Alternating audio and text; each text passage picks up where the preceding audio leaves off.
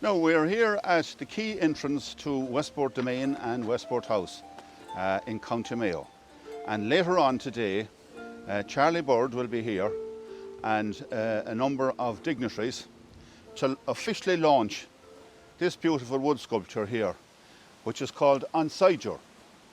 And he's donated this to the people of Westport area for the kindness attributed to their recent visit and climb to Crowpatrick, which was called Climb for Charlie, Climb with Charlie, for which to date over 3 million has been collected, and that proceeds of that are going to Pieta House, and they're also going to research relating to the awful disease that Charlie has, which is called motor neuron disease.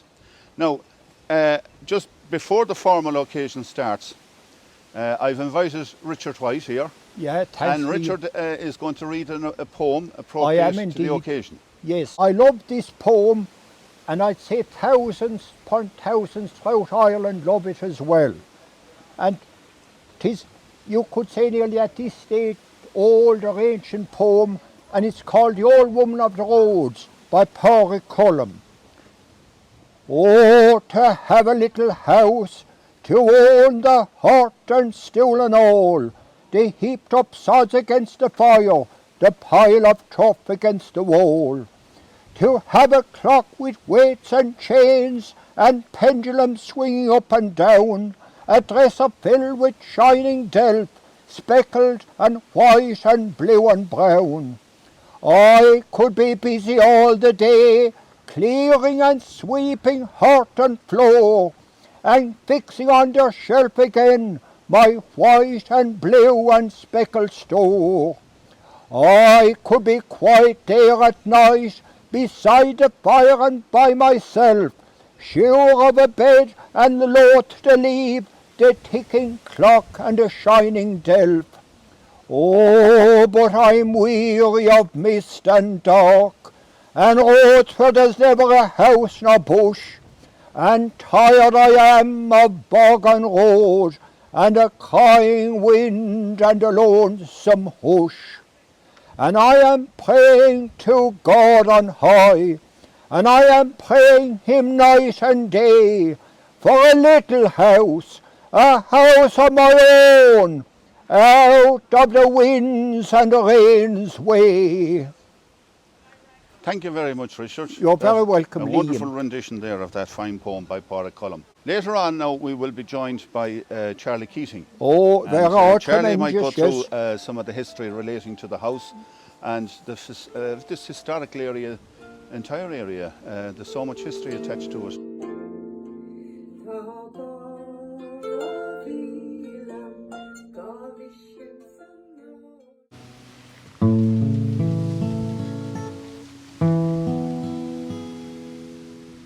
Often I dream I'm in the woods at Westport House. She strays alone, blue-hooded, then lifting her flounces she hurries from a shower, but the sunlight stays all day with Peggy Brown. Oh, the sunlight stays all day with Peggy Brown. The dark-haired girl, she holds my thoughts, yet keeps me from her arms and what I desire. Will never take my word, for she is proud, and none may have his way with Peggy Brown. Oh, and none may have his way with Peggy Brown. Oh, often I dream I'm in the woods at Westport House. She strays alone, blue-hooded, then lifting her flounces she hurries from a shower, but the sunlight stays all day with Peggy Brown. Oh, the sunlight stays all day with Peggy Brown. Her voice is music, every little echo. My pleasure and her shapely breasts I know. And white as milk is her taffeta gown, when let out inch by inch for Peggy Brown. Oh, when let out inch by inch for Peggy Brown. Along a stream comes to me in the night, that we are stretched together side by side. There's nothing I can do can make her frown. I awake alone, sighing for Peggy Brown. I awake alone, sighing for Peggy Brown. Oh, often I dream I'm in the woods at Westport House. She strays alone, blue-hooded, then lifting her flounces, she hurries from a shower. But the sunlight stays all day with Peggy Brown. Oh, the sunlight stays all day with Peggy Brown. Oh, the sunlight stays all day with Peggy Brown.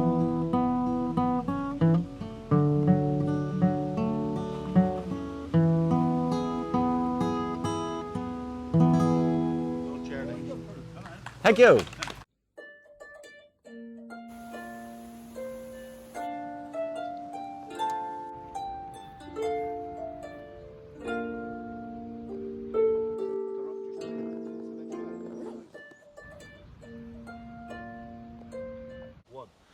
Okay, so we're here again at the grounds of Westport House on the Quay Road entrance side, and my good friend Charlie Keating is here, and Charlie has quite a knowledge as well too on the history relating to the Brown family, and some fantastic songs, as he has sang one of them there about Peggy Brown. Peggy Brown. Who was Peggy Brown actually? Peggy Brown was the daughter of Peter Brown. Peter Brown was the son of Colonel John Brown, the famous Jacobite that originally came here and settled in here. But it was his daughter. The house at that time was quite a small house. In fact, it's said that Colonel John Brown's house, the original house he lived in, the house itself that time was on the ruin of the O'Malley and O'Malley Castle. Grania Wales. Well, it would have been Grania Wales' uncle now. It wasn't Grania Wales. Oh, very good. It was Grania Wales' uncle Owen, as far as I know, right. I remember. And her son, Tim Lalong, he did acquire after. Ah, I see, right. So it was a great-granddaughter of hers then that married into the Brown family. It was. Because originally the Brown family came from Sussex in England. That's right. In around 1580. And they came to the Neil. That's right. And it was through that connection then that drew them into Westport. Yeah. And gradually they acquired quite a huge acreage of land over time. But they switched from Catholic to Protestant during the penal laws. The man I was talking about, Peter Brown, his son, John. Well, John would have been, he changed religion to the established church at the time, the Protestant Church. Church of Ireland. Because as a consequences of Peter's father, Colonel John, being involved in the Jacobite and the Williamite War, that they would have lost their lands. That's right. So therefore now the lands at that time weren't as big as they went on to be. Yeah. He had in the region of altogether in the prime of their time that they would have 130,000 acres. That was a substantial area. That went up. It went back Clonmara, beyond. yeah. It went up as far as Lerma. It went out as far beyond Turmike. It went over down into Eris. It went into out towards beyond Leenan. Even they said they had they had land on Inishbofin as well. So That's right. They had quite a stretch of land. They had huge. Yeah, but that was over years though. At that particular time, right, it was a smaller allotment. Well, I think some of that acquirement came with a connection with, I think it's Catherine Kelly, who's an heiress, and her father owned plantations out in Jamaica. That's right. Yeah. And of course, when he died, then she came into the possession of those, and therefore the Browns. Yeah. So they had substantial plantations there, and they owned slaves as well too. So that really, in some ways, helped to build the town of Westport as we know today, because they had the capital to do it. Yeah, but it wouldn't have been on the back of the slavery market that they built Westport House now. Yeah. No. Oh.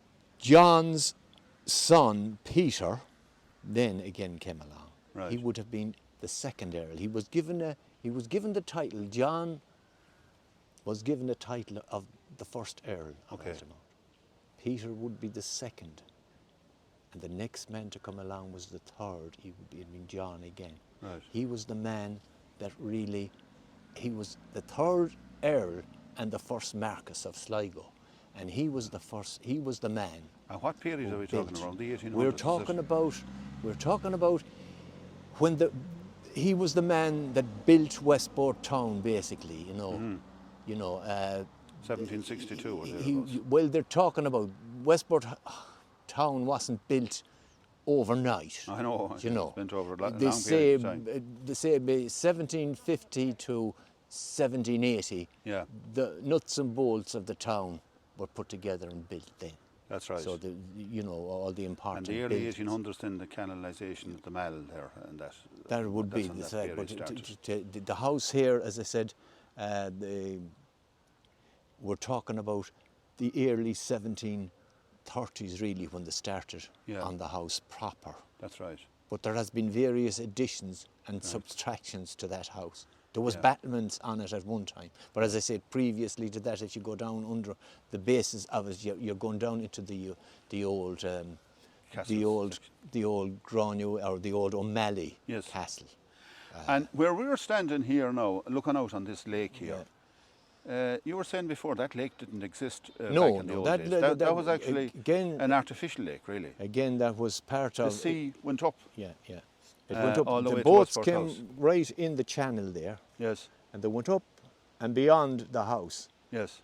They went up as far as there. Now, beyond the house, we'll see later that's where the town of... The original town. They call it Cahernamarth Yes. dash Westport. Okay. Yeah. Okay, so it wasn't. It was Cahernamarth, but it wasn't really. The old town of Cahernamarth, according to John O'Donovan, is just opposite the old church. Oh yes, yeah. Well, we'll go down there later on, just around that. That's the opposite side of this estate as it is now at the moment. Yeah. And we'll have a look at that, because that's all very interesting. So that's grand, Brian.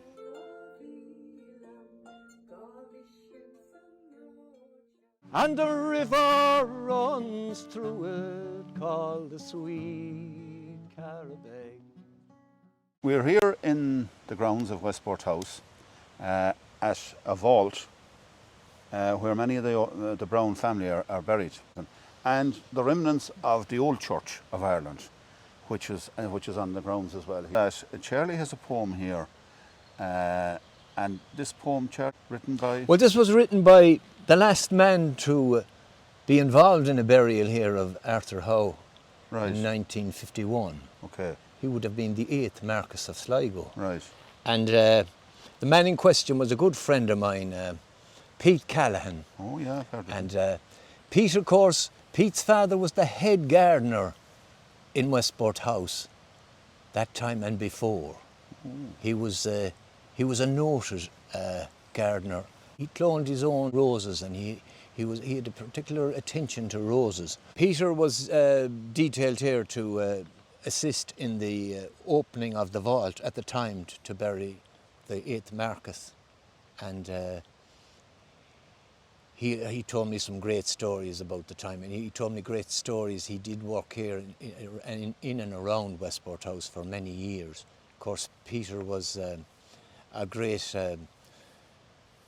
great farmer. He was a great gardener, following in his father Tom's footsteps, and also he was a great man with Connemara ponies. He really had a great graw for Connemara ponies. How I got involved with Peter was through St. Anne's Boxing Club in the late 1960s, and I was first introduced to Peter, and of course we, like ducks, like a duck to water, I took friends to Peter. We became great friends for a long, many years. Now he was a great, he wrote quite a lot of poems and ballads, and of course I have one here called Lord Sligo's Domain. And of course he was a great admirer of Robbie Burns and various others, you know, poets. So I'll give you a blast of this, hopefully. I haven't done this for quite a while. I travelled a long way, far over the foam, and like many a Westport boy, I left a good home. To the bright lights of London and the vineyards of Spain, but my heart was in Westport, by Lord Sligo's domain. Times I remember, oh well I recall, the old church in the ivy, and the trees by the fall. And alone in my misery while we sat there in class, oh what a silence when the Marcus would pass. Wild woods I see now, and also the dells, where we wandered in springtime to gather bluebells. And all the wild flowers, they're blooming there yet, and it is here in those woods now, where they swear to do best. Yeah. That's wonderful. That's part of it. There's another few lines or a few verses, but he wrote and it's exactly part of that is exactly where we are. Here now at the moment. You're at the falls, and the church, the steeple was in ivy, I'm sure, at the time. If you look at the old Lawrence collection photographs, you'll see the church of a very good view. Now, a little bit about who's buried here, Charlie. Well, John Dennis, the first Marcus of Sligo, is buried here. What period of time are we talking about? He was born in 1756. He was the man who really, behind the removal of Westport, the old town of Westport, or Carnamart, just behind our back, just this side of Westport House, and bringing it up that direction there. And he also was involved in the linen industry, and God, he did a lot. Yeah, huge advancements with the house itself. Well, of course, he was the man who developed the domain, and all those fine trees you see there now, they were native to the west of Ireland, the beech, and the British oak, and the lime trees, and of course he had a few redwoods as well. Now the redwoods, as far as I know, have all gone, but and the chestnut and the sweet chestnut. There would be trees that came in here by ship at the quay and were planted all around the wood. And then who was Soap the Rope then? Well, Soap the Rope was Dennis Brown, was John Dennis's brother. He was the High Sheriff of Mayo, and he would have been an MP as well, He more or less lived he was based in Mount Brown for his early years, and then he moved to Claremorris. Now, he was in it around the time there, the hangings and that, and I think that's where he got the name from, is it? Soap the Rope. That's Somebody was on the end of the rope, and it didn't slide. It was reputed to have been at the execution of Fighting Fitzgerald from Thurlow House. For Thurlow House, And it was in Castlebar, in the green in Castle. Now that's where the hanging tree was supposed to have been then. Yeah, correct, And seemingly the rope, it didn't slip. Right. And of course, you were a free man. Yeah. So up the rope said, not as long as there's another rope in Mayo Yeah. or in this country. But anyway, he had one famous man he had working in the stables in Brown, he was Hensey.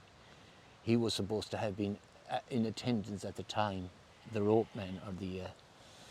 So he was ordered by Dennis Brown to soap the rope. So he soaped the rope, And it slipped. that was it. Nice. Poor Okay. Fighting Fitzgerald went out. Well, then, how Peter Brown? He's not buried here. He's buried in the UK. He's buried in the UK.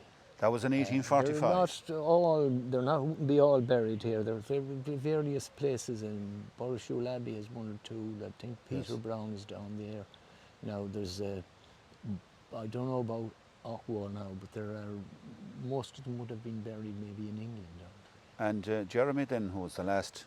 Jeremy, who was the last Marcus, Jeremy was he was cremated and his ashes were put sent down the river. Okay. Down into Clobay. This was the area he loved, of course. So That's right. I was recently talking to his good wife, Jennifer, and Yeah. we were talking about. I said it was a lovely gesture to put that little monument in, but she told me the whole story that he had a great graw for the area, but he didn't want to be buried really in this particular area, so he decided that his will would have been that he would be buried, Right. that his dust would flow down the Carlabeg River And into Clobay.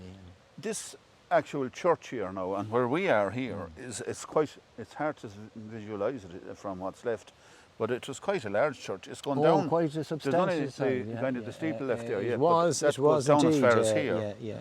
And presumably the town, which was originally at the back of it, which is not there now at all, would have served that as well, the old town. The church in Napa was That's was right, there used was quite a too, few so- churches around. Now you had a lot of different persuasions in the new town of Westport. Then you had you had the Anglicans, you had the Presbyterians, Right. you had the Methodists. So you had 1, 2, 3, you had 3 other, and of course we had the Roman Catholic Church, which Well, was the biggest. Canon Hannah was a rector in the Church of Ireland, and he wrote extensively under the name of George Birmingham. That's right. And he mentions about having to service something like 6 churches in the Westport area. So there were quite a few. Now there's just one really remaining at the moment. yeah. So that's very interesting, and there's a beautiful piece to this place here with the river as the waterfall. There is You the can hear it there in Carabeg the River background. flowing by, and Yeah. you're looking over to the other side. Well, here I am, and I'm going to say that gorgeous poem by Pádraig Pearse, the evening, 'tis supposed to be written the evening before his death. So I love this poem. I delight to be standing here beside this majestic beech tree, majesty and splendour about it. I also delight with the mighty waterfall behind me, and the lilies there in the water, so beautiful, the yellow, their heads popping up through the water, and so good. The Wayfarer by Pádraig Pearse. The beauty of the world hath made me sad, this beauty that will pass. Sometimes my heart hath shaken with great joy to see a leaping squirrel in a tree, or a red ladybird upon a stalk, or little rabbits in a field at evening, lit by a slanting sun, or some green hill where shadows drifted by, some quiet hill where mountainy man had sown, and soon would reap near to the gate of heaven, or children with bare feet upon the sands of some ebbed sea, or playing on the streets of little towns in Connacht, things young and happy. And then my heart hath told me, these will pass and change, will die and be no more. Things bright and green, things young and happy, and I have gone upon my way sorrowful. Now, Johnny the Outlaw, as he was called as well too, who was originally very favoured towards the Browns, but when General Humbert arrived in from through Killala into Castlebar, he switched sides. He kind of went over. He became a Well, he didn't switch over that quick at all. he was a card carrying a United man from a long way back. They came in from an area. He was a fox in the den here, and they didn't know it. They came in from this area from Drummond area, and he came in here, and he became the manager or the chief steward at the time. He was given it. That was a huge. To be managing the estate at the time. That was a big job. It was a big job. So he built a house at the Grove there. Yeah. What you call now Grove House, but that house now that he built that is built there now wasn't his particular house. But if you go down into the basement of that, you can see traces of the old house. Johnny the Outlaw, he really got involved with the 1798 rebellion. Seemingly Westport House was occupied, and Mount Brown House was occupied, and of course Castlebar was occupied. Mm-hmm. Now, Johnny the Outlaw with Valentine Jordan and Father Prendergast and those people and James MacDonald, they went to Ballinamuck. Right. And they escaped out of it. They were lucky, to be quite honest with you. They escaped the whole way. They effectively went on the run. They went on the run, and they formed a resistance really, but they were always called the rebels, the outlaws, and they were based really around Kylemore. Now, you know, Johnny Gibbons people would have come from, as I said, that area beyond Drummond and that area. They would have known that countryside. He eventually he got caught up with, and he was hanged in Westport. He was, yeah. And it's not really sure where his body was buried, but there are some ideas that it was taken down here and buried secretly. Or is there any credence to that? I honest to God, that's a good question. I know that he was left hanging for a while. That evening, the people of the town took the cart that he was hung. It was a dust cart, swung up on the. He was hung off the shaft. It was brought down to Pulla Hopple, which would be up there maybe 300 yards. Mm-hmm. Pulla Hopple is covered over now. Yeah. But they maintain that the cart was dumped in there. Oh. Who got the body? That's a good question. Gee. Now there's another place there as we were coming in here. It's not far from here. It's only about 20 yards away. That you were saying that at the time of the famine, a name developed because it was on the boundary of the estate itself. Right. And people were so hungry and that they used to come there and scream. There was, that's Canuck na Queen. Canuck na Queen, The hill of the mourners, the Queen of the criers. Some name, It was just over there, behind that tree, I suppose. You go right 100 yards. No, it's almost right in the. It's in the grounds of Hotel Westport. Yeah. There was mass type movement and protest. They came to the Lord to get food, really, food, because but a lot of food had gone out at the Westport, at the quay in Westport, and was stacked there to be brought to the colonies for the export and for to serve the British Army in particular, and the British civil service, and basically people. But so a lot of it was going out. Now there was they came down here. Now, in fairness to. He was Lord George John. He would have been the third Marquess. He was a very good man in a lot of senses, but he had the wall built around that big wall you see, the rope wall. Oh yes, walk. Right, that wall was built for relief by the people who were working in the workhouse, most of them, That was they built that for. They were given 6 pence a day, and and their food. Now the food would have been. Now he did also charter a boat when we were talking about. Oh yes, with George Moore. They brought in that here to the quay to distribute to the people that were starving, really. Of course, yeah. Well, that's great. We might just move over and do a little bit on where Westport originally started, the old town of Westport. Now, we're here on the grounds of what was the old town of Westport, in the front lawn of Westport House. And Charlie is going to sing a song relating to the carabeg, the sweet carabeg, as it's called. Written and sung by Charlie Keating. Fair play. Yeah.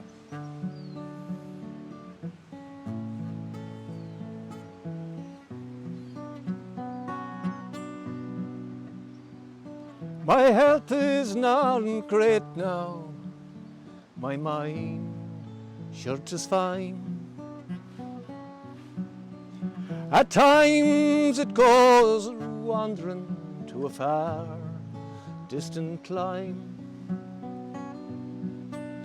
The place I was born in, the place I was bred,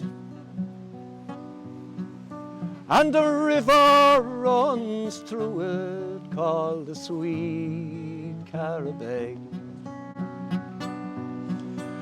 Farewell to the shambles, likewise the old mill, to the kind-hearted people upon Barrack Hill. Its grand malls and bridges, a sight to behold, where we fished with the white crust till the evening turned cold.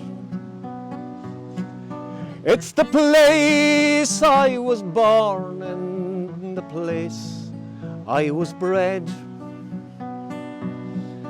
and a river runs through it called the sweet carabeg.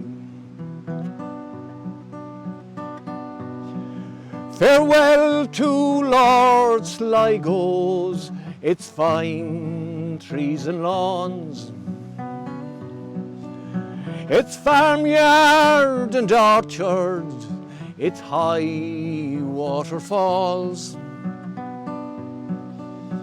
the sweet scent of bluebells down in the domain,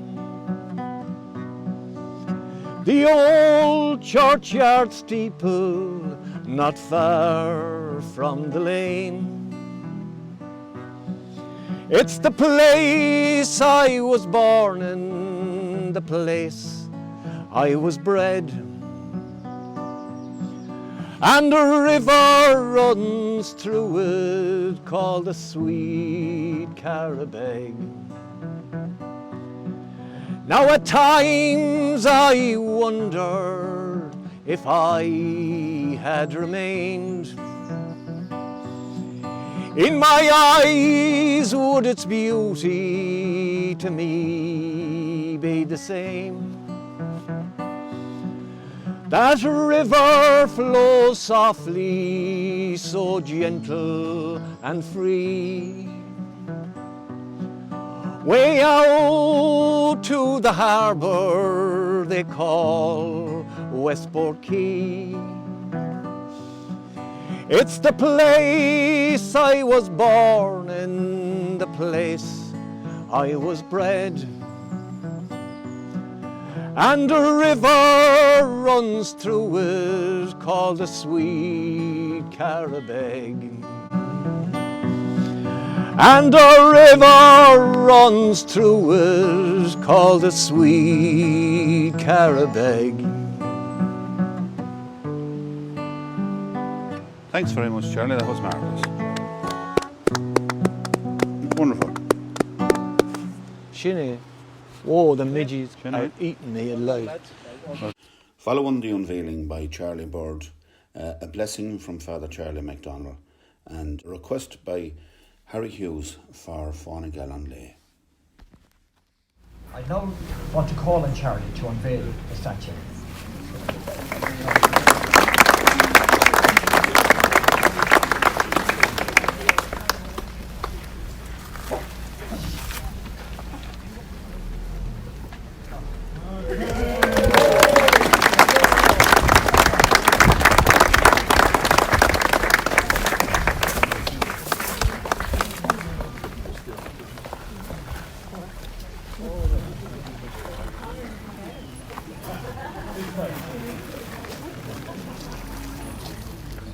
Father Charlie rendered great assistance and advice to Charlie Bird when he proposed this project, and it's very appropriate that he will now bless the statue. We bless the gathering. Almighty ever-living God, we give thanks to you for this gathering. We give thanks to you for the love and the dedication that has brought us together today. As we bless this place in which this statue stands, we ask you to bless Charlie and Claire in a particular way on their journey. As this statue symbolizes protection of us, may you always protect them. Bless and keep us all safe. The Father, the Son, and the Holy Spirit. Amen.